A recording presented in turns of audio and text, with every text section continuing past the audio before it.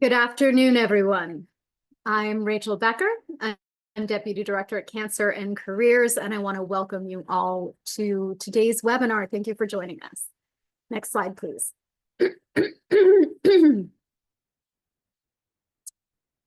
For those of you dialing in from your phone, please let us know by sending an email to cancerandcareers@cew.org with your name and the number you're dialing in from. That way we can confirm your attendance and make sure you receive all the relevant follow-up after the webinar. If you are new to Cancer and Careers, we are a national nonprofit and the only program of its kind solely dedicated to empowering and educating people with cancer to thrive in their work environment. This is a list of all of the free programs and services we offer. Our comprehensive website, available in both English and Spanish, is at the heart of everything that we do. There you can find various support services, including our resume review service and access to career coaches. Our educational blog and news feed are both rich resources where those who have been diagnosed, their caregivers, employers, and healthcare professionals can stay current on topics related to work and cancer. Our free publication library, available in both English and Spanish, provides tangible, easy to digest information on working and looking for work after a cancer diagnosis in both hard copy and PDF formats. We also offer a number of events each year, from hour-long webinars like this one to full-day conferences. And I'll be back to tell you more about those at the end of today's presentation. For those of you seeking continuing education credit, this slide lists all of the organizations who have accredited today's webinar, as well as the required steps for getting a certificate. This information is also available on our website. A link to the evaluation and post-test will be shared at the conclusion of the webinar, so please take the time to complete them at that point. If you're unable to complete those today, a follow-up email with the links will be sent tomorrow, Thursday, January 23rd by 5 p.m. Eastern Time. For those of you not requesting continuing education credits, we actually really do need to hear from you too. So please consider taking the time to fill out an evaluation. Your feedback is one of the critical ways that we continue to get the funding from our sponsors that allows us to keep these programs free of charge. You won't need to complete the post-test, but they really do help ensure, the evaluations really do help ensure that we're able to continue providing the best program possible. So we thank you in advance for your help with that. Also, for those of you planning to request continuing education credits, our accrediting bodies require us to share this slide and let you know that there are no conflicts of interest to report. Now, as you might know, Zoom has a lot of great features that you can use to interact with this webinar, with us, and with other attendees. Also, if you have any questions about today's content, please submit them by clicking the Q&A box below. We know the importance of privacy, so there is an option to submit questions anonymously, and we will do our best to answer everyone's questions. But please be patient. Sometimes the Q&A absolutely blows up and we just don't have time to get to everyone. So if we don't get to yours today, please do email us at cancerandcareers@cew.org and someone will get back to you as soon as possible. In your features channel, you'll also see a chat box, so feel free to use that to communicate with our speaker, staff, and other attendees. However, an important thing to note is the chat box is not private and will show your first and last name. So that is something to be mindful of when and if you decide to engage in the chats. Also, please do not put questions for our speaker into the chat box as we may miss them. All Q&A should go into the Q&A box. Also, please note that today's presentation is copyrighted. Therefore, the use of AI assistance and/or transcribing or recording devices of any kind by attendees is not allowed. Those found to be using AI or other recording or transcription software during CAC program will be removed from the event. They may be permitted to return without AI recording, transcript, or software. Also, real-time closed captioning is available for today's program for those who need it. And a captioned recording of this webinar will be archived on our website following the session. To request additional reasonable accommodations for other Cancer and Careers events, please send an email to cancerandcareers@cedw.org at least 24 hours before the live session.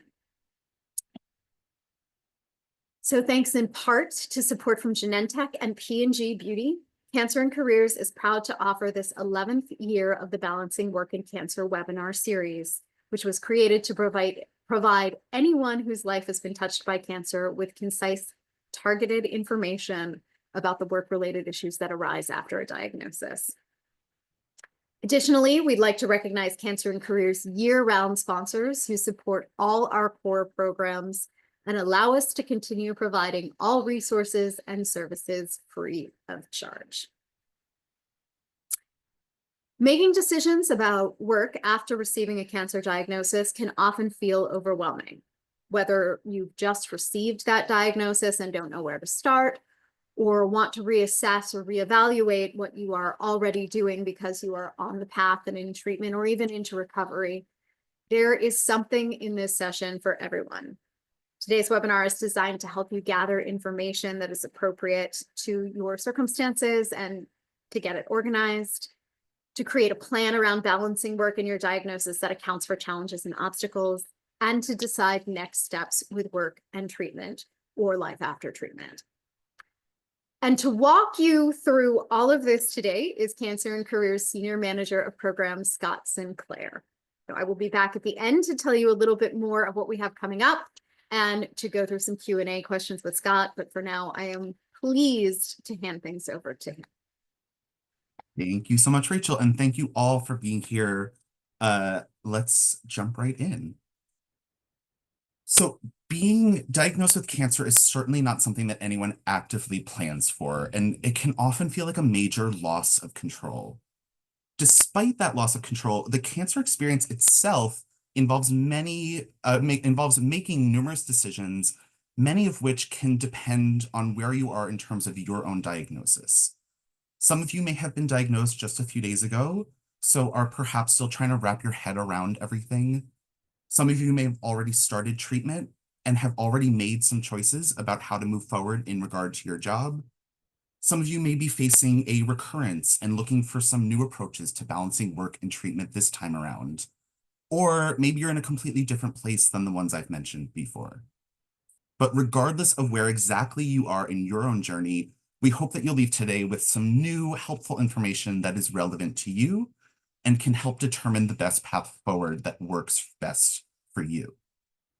I also want to acknowledge that while there is guidance throughout for people who are either working or looking for work, we really leaned into the part of the conversation focused on trying to balance an existing job with a diagnosis. So for those of you on this call who are actively looking for work, I encourage you to also check out some of our many job-specific resources and programs as an accompaniment for the information presented today so that you can feel even more prepared in your process. And we have a series of job search webinars, both live starting in April, that will dive much deeper into these topics. We also have archived past webinars on our website that you can watch right after this is over. So listed here are just a few considerations as we begin the process of making decisions around work and cancer. And as I mentioned, there are decisions to be made regardless of where you are in your own treatment status. So taking a look at what you know to be true can be really helpful. And I'm going to say this a lot today, the cancer experience is fluid. You can make decisions for yourself that work perfectly for you right now, but treatments, responses to treatments, side effects, etc., these are all subject to change. So keep in mind that you may need to evolve your choices to keep up with any of those changes that you're experiencing. And finally, get creative when you're coming up with ideas and approaches. Something that may feel like a perfect fit might not actually be so. So it's good to have a plan B, a plan C, D, etc., etc. These can be really helpful as well. Now, before we jump into exploring the various work concerns that often present themselves early on in a cancer journey, as well as potential approaches to making decisions around managing them, I would like to talk about some common misconceptions about cancer and work, which we often hear about people encountering, and they can feel particularly daunting. So these misconceptions can include people diagnosed with cancer don't want to work, people diagnosed with cancer can't work, people balancing work and cancer will not be as productive, and so on. Now, what's really important to remember here when thinking about work is that a lot of times it's so much more than just a paycheck and benefits, which of course are important, but there's an identity piece to it that shouldn't be overlooked. Many people take pride in their jobs and get satisfaction from working regardless of the industry or the role that they're in, because understandably, work is a big part of who we are. So the idea that cancer takes away the ability or the desire to work is often false. Now, we list these here to highlight the range of misconceptions around a cancer diagnosis as it relates to work. And I'll be discussing some strategies and tools to help you understand how to approach your situation in order to make informed decisions about whether, if, or how to work during all or part of treatment.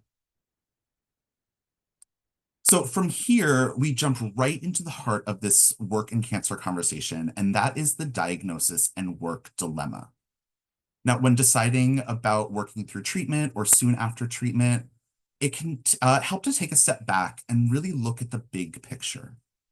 Think about the many, often competing pieces of making a decision about work in light of your specific diagnosis, your specific work circumstances, and so on. And all of the unknowns can really feel understandably overwhelming. This makes it important in moments like these to acknowledge the reality of what is going on. And from there, start to isolate and answer some specific questions in order to illuminate the best path forward. It's also important to recognize that sometimes these questions are naturally in conflict with one another, but acknowledging that conflict and making an informed decision with that in mind is critical. When thinking through approaching decision-making around balancing work and cancer, what are the questions to consider asking yourself? You can see a bunch of them on this slide, and a great place to start is by spending some time considering what your wants are versus what your needs are.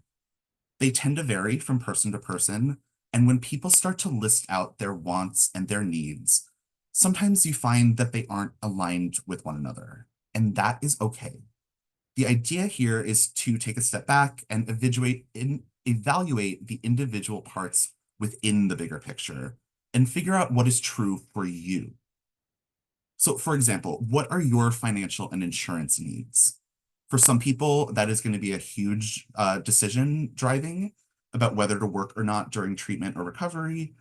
And for others, that might not be the case.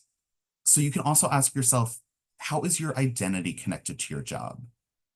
Maybe you love what you do and you want to make sure that you're able to continue doing it because that's going to help you cope during treatment.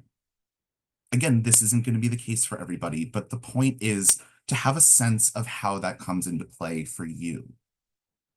And of course, no person is only their job and their diagnosis. So what might you want to consider in terms of your personal life?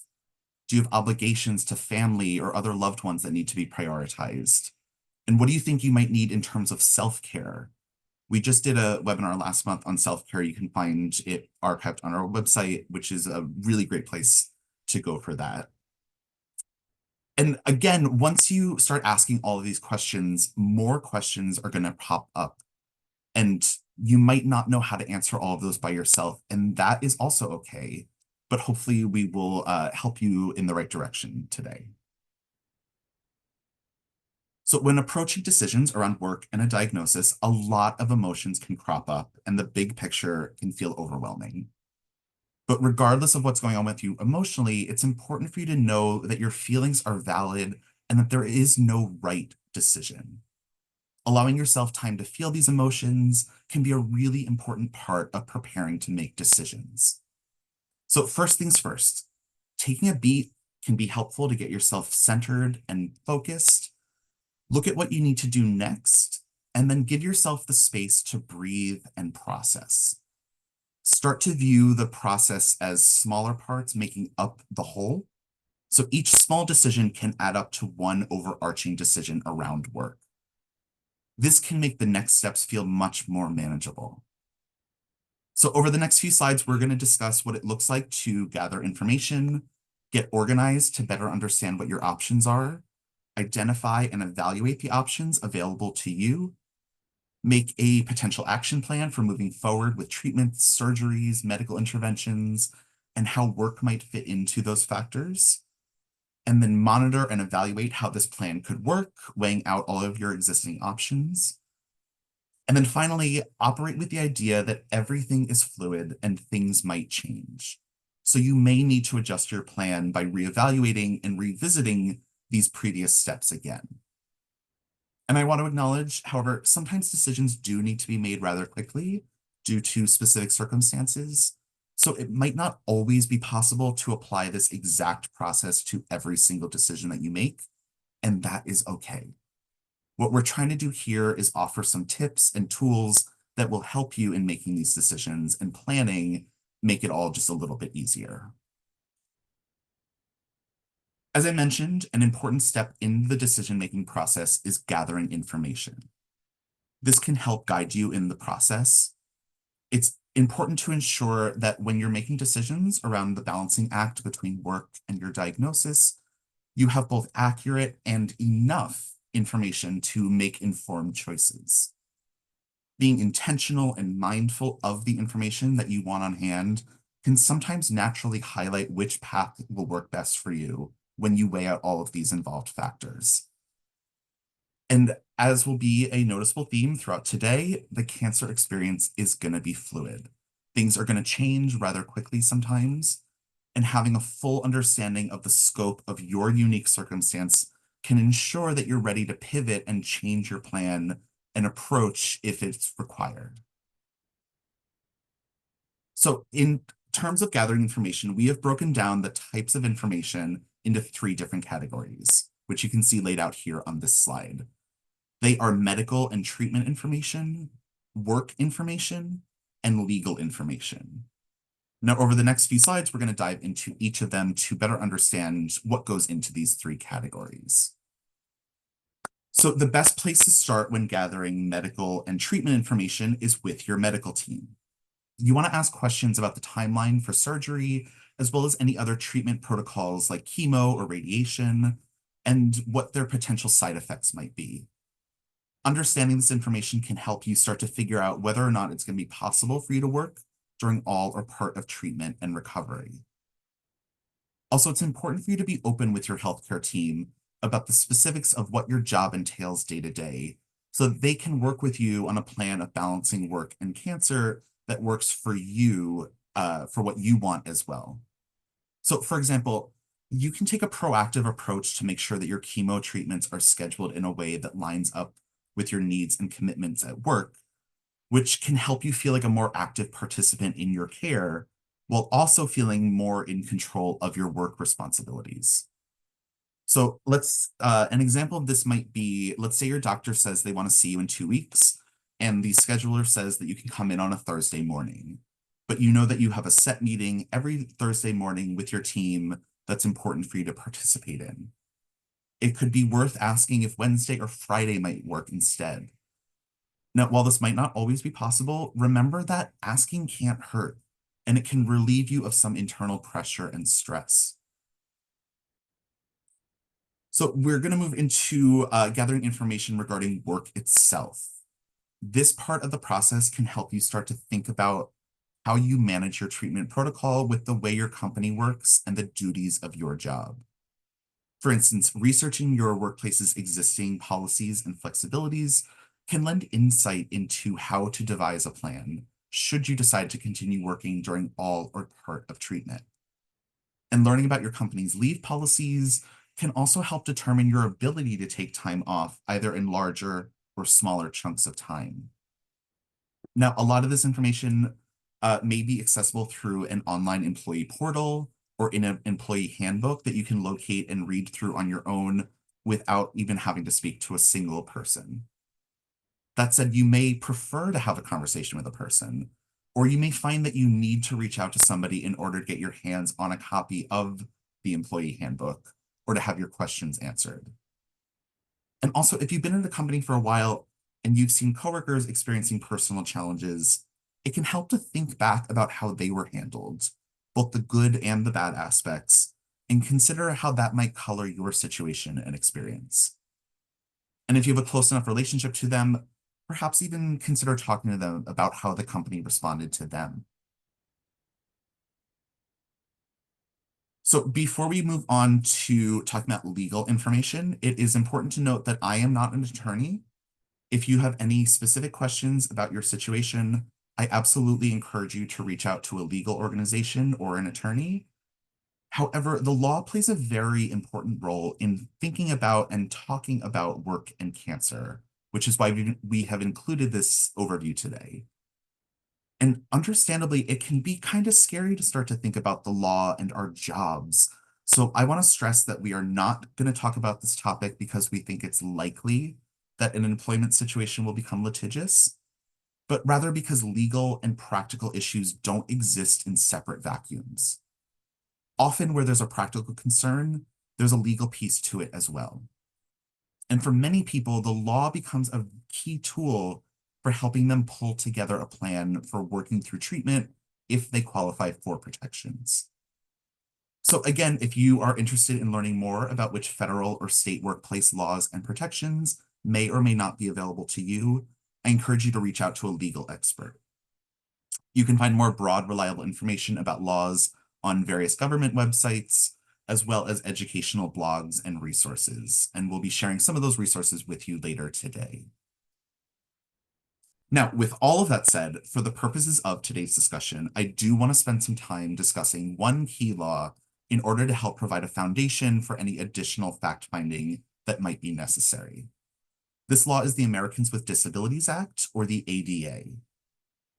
Now, to start, the ADA is a federal law, meaning it applies to all 50 states. The part that is relevant to work and cancer comes from Title I, and like all laws, it has certain requirements that must be met to use it. Now, in broad strokes, they are your employer must have a minimum of 15 employees for the law to apply to them. You must have the necessary skills, certifications, etc. to do the job. And your disability must meet the criteria determined by the ADA.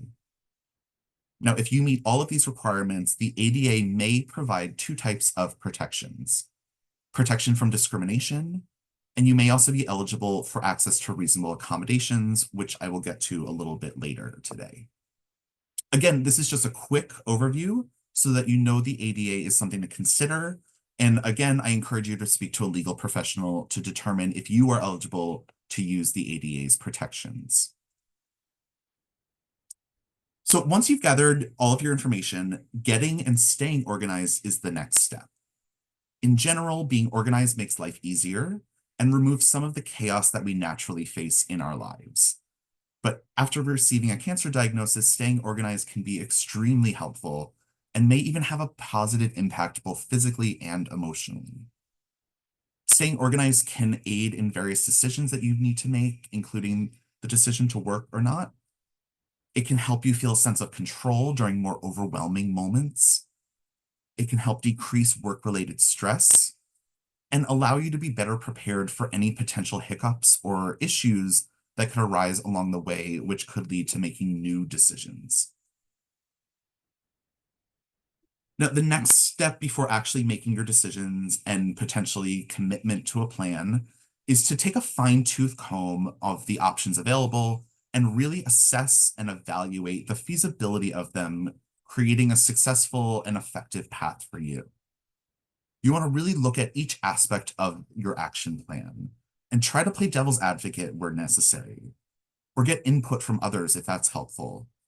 You want to really try and get a sense of any challenges that might arise given your specific situation and what you know about your specific job, company, personal needs, etc. Now, it's critical to be able to figure out the benefits for each option and weigh and prioritize them. Equally important to the benefits is understanding what the challenges of these options might be. Once you've identified what potential challenges could conflict with the plan that you've made, revisit the information you gathered and organize to try and identify if there are any other options that might work better. And regardless of what you ultimately land on as your best choice, make sure to record your thought process when weighing your options. This way, in the event that you need to reassess, you have your original thinking mapped out to maybe help you understand alternative paths. And a critical reminder, an ongoing piece of the puzzle when making decisions is being sure to continue to reassess and reevaluate these decisions to ensure that you're still in line with what your wants are and your needs are, as well as what is actually realistic in your life. And decision making is not static and often requires evolving one's plans as the situation progresses and evolves. So now that we've put in the work of gathering information, getting yourself organized, and identifying and evaluating the options at hand, it's time to actually focus on making a decision about whether to work and what all of that looks like. To do this, review the information that you've collected and think through how it might be applied in alternative scenarios.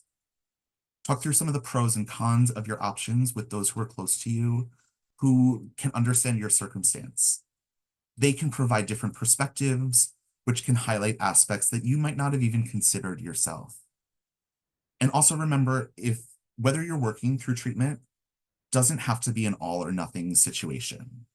For plenty of people with a diagnosis, strategically taking shorter periods of time off, and that can mean anything from 2 weeks to recover from a surgery or a few days here and there for chemo appointments.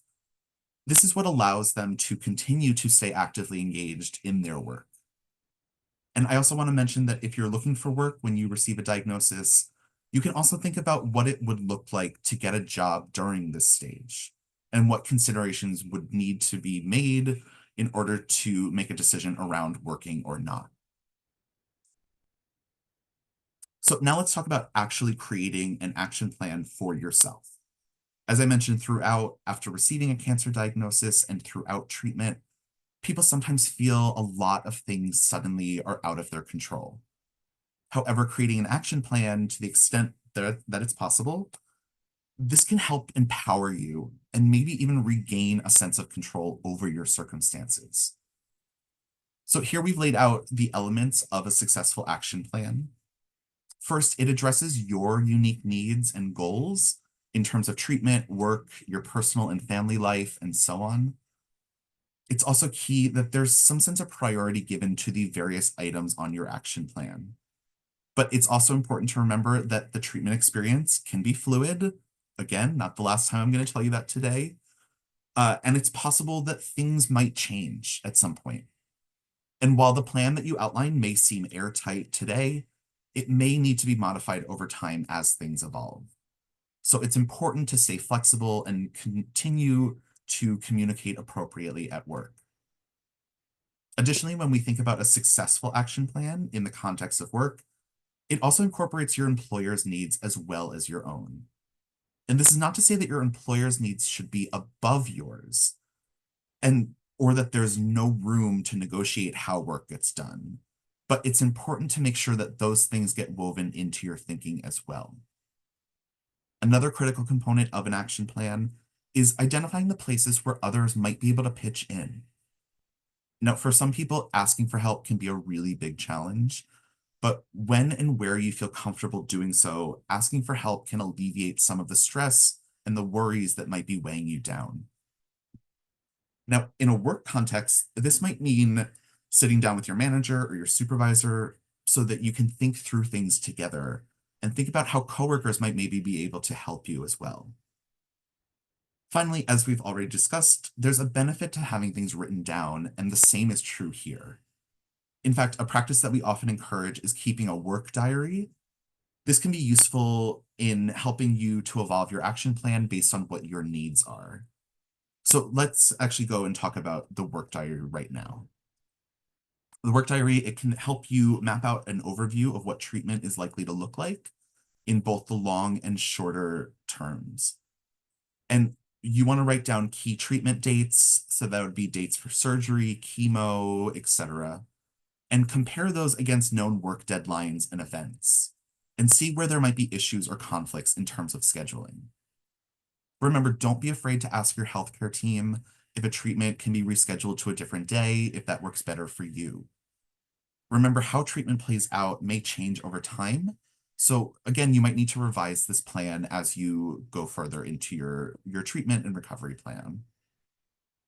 And of course, there may be certain appointments and treatments that are date specific. So they need to take priority over work deadlines. But as we discussed earlier, it can be worth talking with your healthcare team to see when and where there is flexibility and where there isn't. Your schedule is an area where there's opportunity for you to become an active participant in your care. And by advocating for your needs and ultimately make you feel more in control of the process. So once you've laid out the broad overview of treatment as a whole, you can start to drill down into mapping out where each individual work week might look like and keep notes on your experience of how the weeks actually play out as they're going along. So tracking how you feel at certain times of the day, what side effects you're experiencing, if or how you were able to identify any ways to mitigate symptoms, etc. These can all reveal important patterns which you can then work with strategically. So if your schedule is flexible, maybe you aim to maximize peak performance hours. By keeping careful notes about the way that you feel throughout each day or each week, this can reveal these patterns with side effects, energy levels, etc. And once you have a reasonable log, you might also begin to brainstorm job modifications that could address your needs. And again, we'll talk a little bit more about reasonable accommodations in just a few slides. And in cases where you might want to formally request these reasonable accommodations, you can also note that to plan out and drive these conversations with your employer. Now, if you're in active treatment, many people also find them useful tools in thinking through optimal times for treatments. You can look back on your notes about prior treatments and identify those patterns that you notice. Then you can take that information to schedule your appointments at times that maybe are more conducive to your work schedule and your energy levels. So your work diary can help you determine when it makes sense to schedule doctor appointments. So for example, before or after work, during your lunch hour, on your days off, etc. So let's take an example. Let's say you are feeling exhausted 3 or 4 hours after your treatments. Maybe you consider scheduling them for 2 p.m. appointments. That way you'll be off of work once that fatigue hits. Maybe you also schedule sessions for Friday afternoons if your body needs a few days to recover from the treatment. Additionally, a detailed written record of your day-to-day activities at work can prove beneficial on a number of levels. This may include a description of your projects, the associated tasks, what's been done, what has to still be done on your to-do list, etc. Keeping these notes in a way can help you stay organized and effectively manage your time as you move throughout your days. It also creates a log of the tasks that you've accomplished on the day or the week or the month, which can be really helpful if or when chemo brain or fatigue start to impact your memory or your ability to focus. Additionally, tracking hours and assignments could also prove valuable if a worst case scenario arises at work and you start to suspect that there might be some discrimination taking place. Now, again, as I mentioned earlier in the presentation, we don't want to bring this up because we think it's likely to happen. And obviously, I hope that every one of you on this call never has to experience that. But unfortunately, we do know that some people do run into the problems in their workplaces. And in those instances, having a notebook where you have been keeping a detailed account of your time and your accomplishments can prove very valuable. And finally, the last bullet here suggests that your work and your cancer diary can be a great place to draft and revise your disclosure plan. So let's talk about reasonable accommodations for a minute now.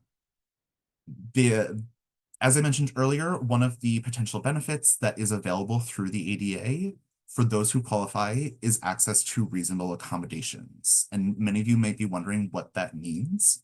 So reasonable accommodations are modifications to your job, your schedule, or the environment that you work in that make it possible for you to perform the essential duties of your job. On this slide, you'll see a few resources that delve a little deeper into reasonable accommodations and how to request them. For now, let's talk a little bit more about how to identify accommodations. There are a number of questions that you can ask yourself to identify potential accommodations. So for example, can you work a full-time but flexible schedule? This would mean you ultimately work the same number of hours, they would just be distributed differently. So by varying the start and end times of the workday to maximize the hours that you are feeling best can be a huge help. So a 9 to 5 day, maybe that becomes a 7 a.m. to 3 p.m. day. Or if you need to take time out in the middle of the day to go to an appointment or a treatment, maybe you can make that time up by working later that day or later on in the week. If your job includes allocated break times, is it possible that you take more frequent or additional breaks? So let's say your schedule entitles you to 2 breaks and a 45-minute lunch, but what you really need are 4 breaks during your day. These extra breaks could potentially be considered an accommodation. Again, these are just examples to help you start thinking about accommodations and also remove some of the myths around the concept, such as accommodations are expensive or unlikely to be approved. The fact is, according to the Job Accommodation Network, most accommodations cost nothing at all or cost an employer $300 or less. So you want to be resourceful and really think about your environment and what might be causing the specific challenges that you are experiencing. And again, remember, it is all fluid. So what might make work easier today could be different tomorrow. And this isn't a one-time only opportunity. So I mentioned a little earlier about disclosure. So another major decision to make is how you feel about disclosure. It's important to think about these decisions as part of a spectrum, meaning it's not a black or white issue and there are no absolutes. So start by asking yourself how you feel about sharing the news. Some people are comfortable, others not so much. All of that is valid. So also ask yourself, why is it important you share? Is it because it feels important to do so? Or maybe it might be necessary in order to access certain legal protections or benefits. There's no one right answer. It's about what your specific needs, preferences, and circumstances are. And of course, not sharing is also often an option. And we'll talk more about that later. However, if you are planning conversations, stick to what you know to be true today. You want to try to avoid bringing what ifs into the dialogue in order to keep discussions more focused and productive. And again, sharing doesn't have to be an all or nothing scenario. You can always start by sharing just a small piece of information that is relevant now, and then share more down the road if or when something else becomes relevant. But once information is out there, you really can't unshare it. And where you are in terms of your current work circumstances may also play a role in the decision-making in terms of what, when, and how you disclose. So for example, someone who's been at their job for 10 years and is very close with their supervisor and their coworkers, they may make a different set of disclosure decisions than somebody else who's currently seeking work or maybe just starting a new job. All of which to say is that different people may have different concerns about disclosure depending on who they are and what their circumstances are. Now, disclosure in the online space can also have its own ramifications in the workplace. So we recommend developing a personal disclosure plan for your online presence as well. This includes making clear decisions about what, if any, information you want to share about your cancer journey, and what you're going to share online or off, and where you're going to share it in terms of specific websites, blogs, etc. And as you're thinking through what's going to work best for you, it's a great idea to spend some time considering the potential long-term impacts of online disclosure. So it may be the case that some of you have disclosed at work and everybody's being really supportive, and that is just an outstanding situation to be in. But the fact is the internet doesn't go away. So it's important to think beyond right now and consider possible long-term impact. None of us can predict the future, so you may find yourself unexpectedly looking for a new job in 5 years from now, or your supportive boss may move on and be replaced by somebody who starts Googling their new staff. And frankly, there's no way to know what that person is going to respond to with the information that they find. So the next step after you make those decisions is to communicate those decisions with people in your network, whether that's friends or family or people you've connected to online, as there are many stories from people who experience accidental disclosure from a loved one online.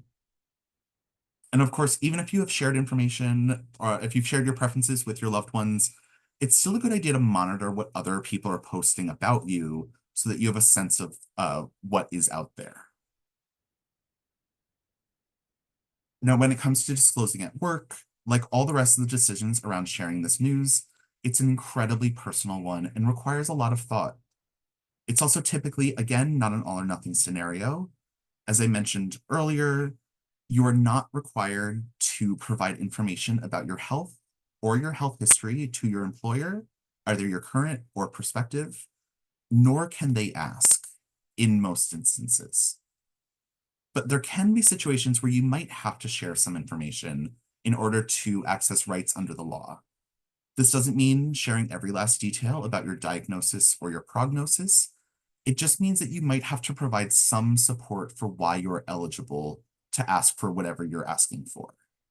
So, for example, it would be difficult to credibly file a complaint against your employer for discrimination under the ADA if they had no idea that you had a condition to discriminate against. Or you might need to disclose some information to access reasonable accommodations. So as you're thinking through whether or not to share or not, or what's important, you want to consider all of these angles. And when deciding whether or not to share information about your cancer status at work, there are two major things to consider overall. How will treatment interfere with your ability to perform your duties? And what legal benefits are there to sharing this information? As with personal decisions, there are different reasons for that people choose to disclose.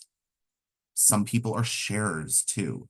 They can't imagine going through such a big life-changing event like this and not telling everybody. But others feel very uncomfortable sharing and might even be more private. What you want to do is think about how you feel about sharing, and whatever that is valid and should be taken into account. And the individual culture around a workplace might play a role. You can think about the way that people communicate with each other at work. So maybe you are at a place where you are talking about your kids, your grandkids, sharing pictures all the time. That might make a different set of decisions than somebody who is in a more buttoned up environment where you might go to work, have your head down, and that's what your life is like. Now, when contemplating who to tell, this is going to vary depending on you and your specific circumstances. It's also possible that you may find yourself having to have more than one disclosure conversation. So if that's the case, we recommend starting with the person it's going to be easiest to talk to. For many people, that's going to be your direct supervisor, because it's someone who you have an ongoing conversation and can be an advocate with you for higher ups. But it's also important to bear in mind that most managers aren't trained to be managers. So this may be the first time that they themselves are having to have this type of conversation, and they could feel in uncharted territories themselves. That often puts the burden on the employee with cancer to help teach that manager what to do next. Cancer and Careers has a manager's toolkit that we created based on this because survivors asked us for something concrete that they could take with them into these conversations with their supervisor that allows them to outline what would be most helpful and to make them feel supported. Now, for other people, their supervisor might be out of the question, so they want to go directly to HR instead. Your HR department can be a font of information because they are the ones who understand the employee handbook, and they may even have experience with others who have been in similar circumstances. Perhaps the most important thing to disclose with any of these conversations is, again, say it with me, that treatment is going to be fluid. And helping them understand that the things you're sharing are what you know to be true today, but they may not apply next week, next month, or 6 months from now. And this is likely going to be an ongoing conversation. This can help your employer understand that you intend to communicate with the most up-to-date information that you can. Now, part of the disclosure decision includes figuring out how much to share and with whom, and this can involve considering what you know about the possible side effects that you're likely to experience, particularly if you're choosing not to disclose either at all or widely within your organization. And this is because the changes that bodies can go through during treatment, whether they're visible side effects like hair loss or skin changes, or invisible side effects such as cognitive changes or a decrease in overall energy levels, these can sometimes disclose that information even if your words don't. So if you're someone who isn't planning to or has already decided not to disclose widely, it can be a good idea to have a sense of the types of changes you're likely to experience and whether those might be perceived by your coworkers in a way that invites questions. And from there, it's about knowing how to have prepared responses to any questions that might arise so that you don't accidentally share information that you prefer to keep private. Now, this slide has some points to consider for those of you who are working remotely who wish to avoid accidental disclosure. It's really easy to have a false sense of security when working from home, but in some ways, you may even need to be more hyper aware. For example, if you work from home and you have video meetings, your coworkers, your clients, whoever you're meeting with will be able to view your personal space. So make sure there's nothing visible in the background that you're not comfortable sharing, or choose to use a virtual or a blurred background. You can see I'm using a virtual background today. Also, if sharing your screen during meetings, you want to be aware of any desktop files, pop-up notifications, etc. that might be visible. And it can be a good idea to pause those before the meeting. Also, if you check your personal email or log into any other personal accounts on a work device, we recommend that you sign out at the end of every day and set up two-factor authentication to ensure that you're notified of anyone other than you who tries to sign in. When you're on site, there's other considerations too. You want to think carefully before talking about your diagnosis or your medical information in shared spaces. So maybe there's a break room or a shared kitchen space. You want to look around to see who's in the room before you have an impromptu conversation with maybe your work friend, and make sure that nobody can overhear you. Similarly, you want to evaluate the spaces where you take private phone calls. So maybe you work in a cubicle where sound might carry, or if there's a popular hiding spot that everybody goes to make personal calls on their cell phone, you want to position yourself in a way that you can see if anyone's coming, and also check to see if your voice can be heard outside of a door, even if that door is closed. And if you and your colleague are the first people to arrive to a virtual meeting, you want to make sure that that auto record feature is not turned on. Now, you also want to be mindful about starting late or leaving early frequently. And if you're going to be taking any extended periods of time off, that might also invite questions from coworkers about what's going on. So it can be a good idea to take some time in advance to think through and perhaps even write down some responses to potential questions as they arise. Knowing how to communicate effectively can go a really long way. So, and speaking of, for those of you who have made the decision just to disclose, there's always a chance that your diagnosis is brought up by someone in your office as a way to connect or just to touch base. These can often be really well intended. And there's an instance where it can pay to be prepared for taking these situations head on if it's not something that you want to talk about or be distracted by. And to help you with that, I want to talk about a conversation technique that we here at CAC call the swivel. So the swivel is a verbal formula or pattern that is used in response to a cancer-related comment that might be made by one of these well-intended colleagues. And it involves acknowledging the cancer-related comment, putting an "and" in the middle of it, and then swiveling the conversation around to a topic that's more work-oriented. So for example, let's say a coworker approaches you and says something like, you know, my uncle had cancer. You could respond by saying, I am so sorry to hear that. That must have been really hard. And what did you think about that meeting we had yesterday? Being able to shift that conversation back to a place where you feel comfortable can be really empowering. And it indicates to your colleagues that you are still a whole, vibrant person with lots of contributions to make. Now, before we end our conversation for today, I want to spend some time talking about incorporating time off into your action plan. We talked a little earlier about the fact that deciding whether or not to work during treatment doesn't need to be an all or nothing proposition, and people may decide to take up time for a variety of reasons.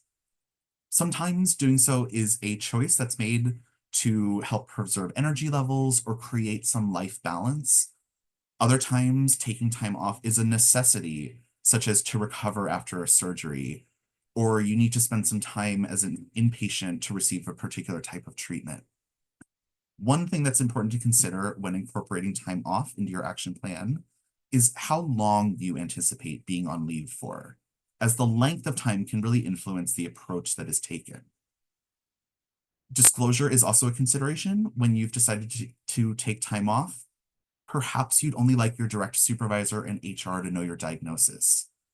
Others might want their coworkers to be aware of what's going on with them for a variety of reasons. So again, you want to think about what to share and with whom as you prepare to take time off. Now, the Family and Medical Leave Act is another federal law that may provide job protections when taking time off, and I'll get a little more into that in the next slide. So you're going to want to spend some time thinking about what your specific leave plan might look like before having these conversations with your supervisor. This is a moment where using the information that you collected when you were getting yourself organized earlier, as well as anything that you've been tracking in your work diary, can help the conversation with your employer go a little more smoothly. So the Family and Medical Leave Act, or the FMLA, is a federal law that may provide protections when taking time off. This slide provides a high-level overview of the FMLA, as well as some resources where you can go to get some more information. Now, it's important to note that this law does not automatically apply to everyone. The qualifications are listed on this slide, but if you are eligible, the FMLA may provide up to 12 weeks of unpaid leave, which you can use either all at once or in increments as short as a few hours at a time. And it also may provide health insurance protection while out on leave. You can check your employee handbook or speak with your supervisor or your HR department to find out whether the FMLA is available to you and or if there are other leave policies available in your workplace. Now, a few recommendations for planning a leave of absence. For a short-term leave, you want to identify a point person. This would be someone that you trust, who is willing to be a centralized source of information about your health, your schedule, etc. Your point person can save you from having to constantly update everybody on how you're feeling, and they can also be your go-to person to find out what's happening in the office. Now, if you're going on a more long-term leave, it can be a good idea to stay connected. This can be done through LinkedIn, trade associations, conferences, etc. And to help offset any gaps on your resume, you can try staying active by consulting, volunteering, engaging in activities that might refresh existing skills or aid in learning new ones. And you can find a lot of these kind of courses online that can be done from home, and many of them are free to do. Now, as I've said many times today, treatment and recovery are going to be fluid. If you take one thing away from today, that is something to keep reminding yourself of. So what you want to take time to monitor your plan and figure out what is working, and maybe even importantly, what's not working. It may be necessary to adjust your plan periodically for many reasons. So look at what you might need to refine and react to side effects or new treatment protocols, whatever might come up. And while your medical team can do their best to prepare you for treatment, for a timeline for treatment, sometimes that just has to shift. So be prepared to adjust your plan and incorporate any new treatment protocols, surgeries, adjustments to your original plan.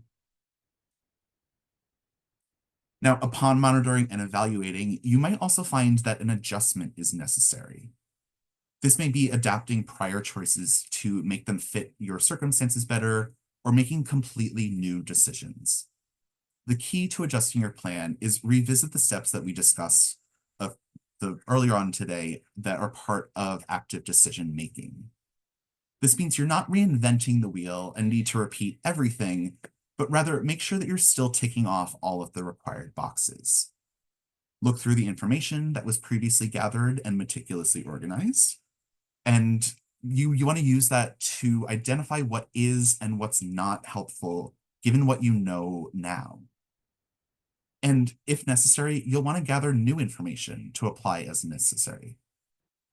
And again, having to adjust your plan doesn't mean that you made any mistakes, but rather that the entire experience, including that of decision making, is fluid and should be treated as such. Preparing to be agile and working to be flexible is an integral process to this decision-making process. So we are at the end now. I'm going to ask Rachel to come back in a second, but here are some additional resources that you can check out on employment rights and legal assistance, really great resources that you can click through. You should have received a copy of the slides in your email this afternoon. If not, maybe someone can drop it in the chat so you can click on all of these links for everyone. And then here's my email. If you have any questions today, feel free to shoot me an email.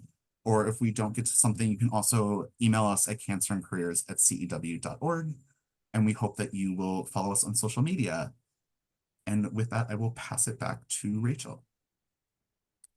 Well, thank you so much, Scott. And we do have some questions coming into the Q&A box, so it should be a nice, looks like we have a few minutes, so hopefully we can get to a couple of those. Before we move on to that, though, we have a great lineup of 11 more webinars coming up this year. Just 2 weeks from today, we will be back joined by longtime CAC collaborator Julie Larson for a session on managing long-term stress. It is a wonderful presentation. It's a really popular one. So if you're not registered for that yet, I do encourage you to do so. And then on March 5th, we are presenting Building Confidence. And on April 2nd, we have Marketing Yourself, Job Search, and Beyond. So lots of great titles coming up. And you can find the full list of titles for the year, as well as dates and registration links on this slide. We also hope you'll join us for our Midwest Conference, which is coming up on Friday, March 28th. This is an all-day event that's taking place on Zoom. Later in the year, we also have our national conference that will be happening in June, and the link to register is also on this slide. And then finally, stay tuned for more information on our West Coast Conference, which will be happening in October. And then finally, here are the CE requirements again. I'm going to leave these on here as we move on to Q&A. And here's Scott back again. So if anyone does have any questions about the CEs, please put those into the chat box, and the team on the chat box, Maite and Chris, will do what they can to get those answered. So we have someone who has asked, what are the laws about sharing a metastatic diagnosis with a new employer or, well, job searching? And I know we didn't touch much on job searching in all of this, but if you could speak certainly to the new employer and all of it, that would be. Yeah, again, I am not a lawyer, neither is Rachel, so I'm not going to talk about the law here. But just some guidance on, we hear this a lot about whether somebody has to disclose in a cover letter or in an interview process. Again, it's a completely personal preference, how you feel about sharing your news. You know, what is this organization? Who are you talking to? There's a lot of factors that are on a personal level. We do recommend waiting a little later in the process, especially, you know, if you think of a cover letter, that is your first impression with somebody. It is really about what your experience is like, what you bring to this role, what your potential is, et cetera, et cetera. And really your diagnosis doesn't have anything to do with that. And you know, you want these people to get to know who you are as a candidate, as a potential employer, what your skills are, what you're going to bring to this role, who you are, and bringing a cancer diagnosis in there can kind of, might muddle that or might confuse people. So there are people who definitely want to disclose before they accept a job because they might need to take time off for treatment, or they might have a surgery coming up, or we've heard many, many scenarios. But doing so a little later on after somebody's gotten to know you, gotten to know who you are as a candidate, is more about what we recommend. But again, it's up to your own personal preference, scenario, etc.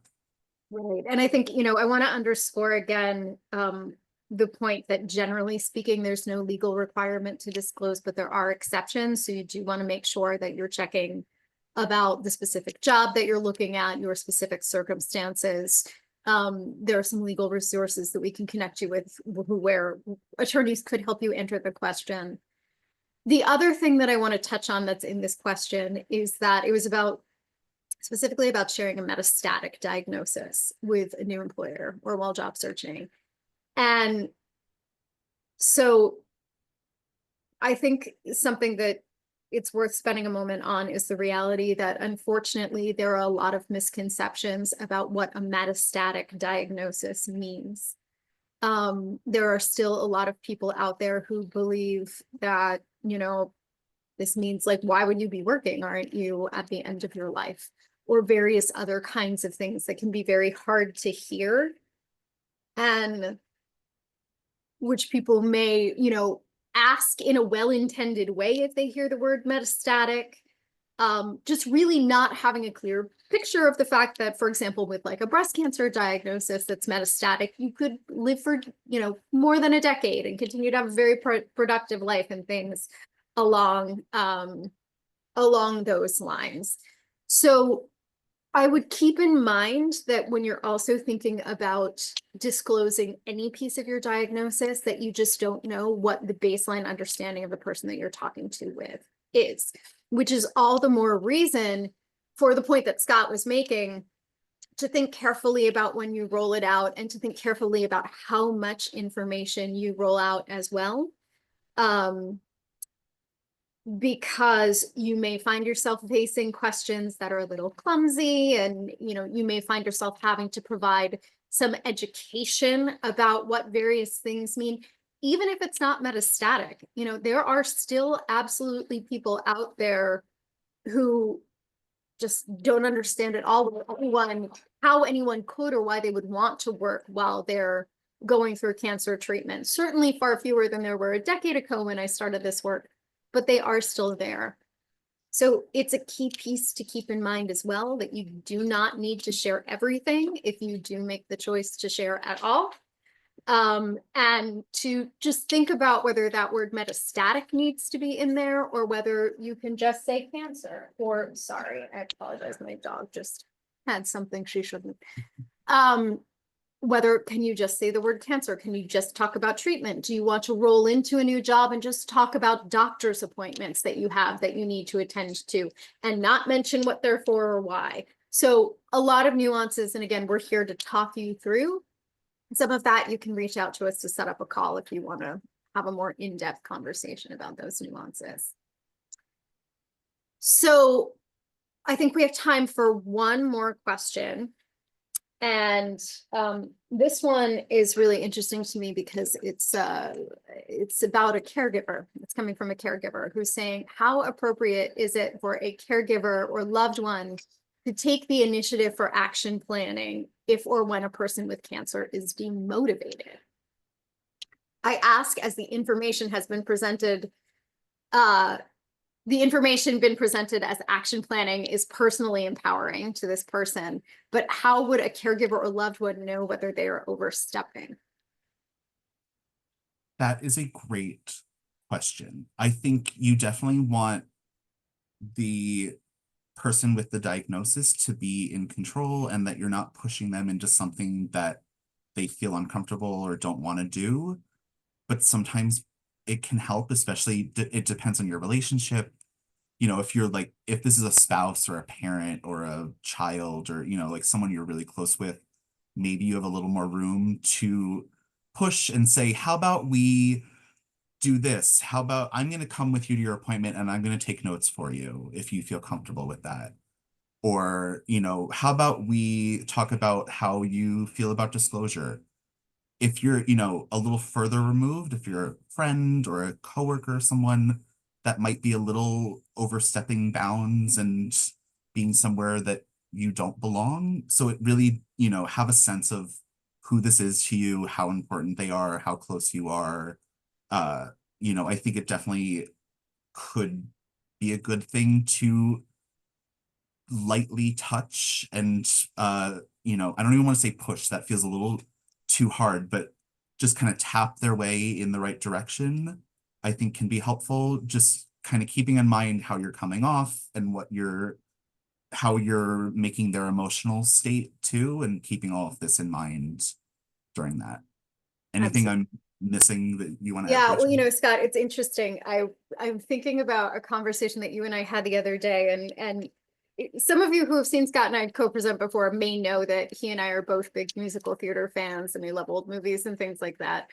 And we were having a conversation the other day about the difference between how Fred Astaire would teach dancing and how Ginger Rogers would teach dancing, right? Because in that style of dancing, Fred Astaire would lead, right? And he would teach by leading the person that he was teaching, whereas Ginger would be teaching someone to lead. So she would be teaching by following, but like following in a directed way so that that person would understand how to take control of the dance movements. Maybe that sounds convoluted, so I'll break it down a little bit more simply, but I think that concept applies here. I think there's a way that you could kind of back into the conversation without, in a way that's a little bit more subtle. Like you might start by saying, so I'm actually trying to get myself organized because I attended this webinar and I found this empowering, and I'm thinking about how I'm going to have to keep my life organized and support you with everything that's going on. And so I've come up with this. And then that could start going into questions about like, would you do this? Would you do that? Maybe would it, and then perhaps that leads to, would it be helpful for you if I drew up something like this for you? How, it could lead into a way where you're asking questions saying, I want to understand, like, do you know what you're saying to your employer? Like, I'm thinking about what happens if we wind up in the emergency room and I need to call your employer for you. Like, what should I say? What have you said? Like, there's a way that you could have this conversation so that you're back leading rather than And forward leading with centering it. yourself in it instead of putting Exactly. something onto this other person. Exactly. And always be prepared for the person to say, I'm too tired. I don't want to talk about this. I'm overwhelmed, and be okay with that answer, which I think is one of the challenging things to do when you're a caregiver. I say this as someone who's been a caregiver. There are moments where you just want to wave a wand and fix it all and do all the things that you can. And if you need, you want to keep that person centered, and if they're not there to participate that day, okay, right? And you try later or whatever it might be. So some really good points there, Scott, and a really, really outstanding question. So thank you for asking that.